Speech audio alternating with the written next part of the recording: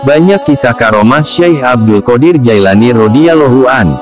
Di antara karomah beliau yang sangat masyhur, bisa kita baca dalam kitab Manaqib yang berjudul Nujainud Dani karya Sayyid Syekh Ja'far bin Hasan al-Barzanji. Di antara karomah yang masyhur tersebut adalah 1. Berpuasa sejak bayi. Saat masih bayi, Syekh Abdul Qadir al-Jailani tidak pernah minum air susu ibunya. Ketika memasuki bulan Ramadan, beliau turut berpuasa, dan tidak ingin makan apapun, meski saat itu beliau masih bayi. 2. Ditantang oleh 100 ulama. Syekh Abdul Qadir al-Jailani pernah didatangi oleh 100 ulama, yang mencoba menandingi keilmuan beliau.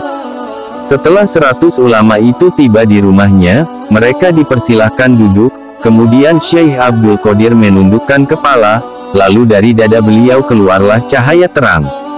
Cahaya tersebut kemudian menyelimuti hati para ulama tadi, hingga para ulama merasa kagum, dan mengurungkan sejumlah pertanyaan, yang sudah disiapkan, karena semuanya sudah terjawab.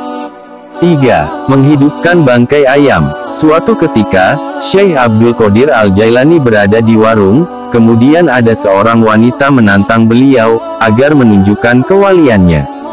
Namun, saat itu beliau tidak mau, tidak lain adalah karena ketawaduannya, yang merasa bahwa dirinya hanyalah orang biasa. Setelah itu, ternyata wanita tadi melempari beliau dengan bangkai ayam. Maka, seketika itu, beliau mengambil bangkai ayam yang dilempar tersebut, dan berdoa kepada Allah. Dan ternyata bangkai ayam tadi bisa hidup kembali.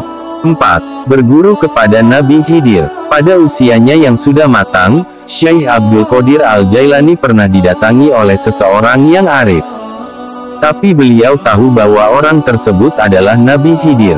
Lalu Syekh Abdul Qadir berkata kepada Nabi Khidir, "Wahai Nabiullah Khidir, sesungguhnya kamu tidak akan sanggup bersamaku, sebab aku bukanlah seperti Nabi Musa." Tetapi karena pernyataan itu, maka Nabi Khidir pun menerimanya menjadi murid. 5. Memerintah angin. Suatu saat Syekh Abdul Qadir sedang ada di sawah.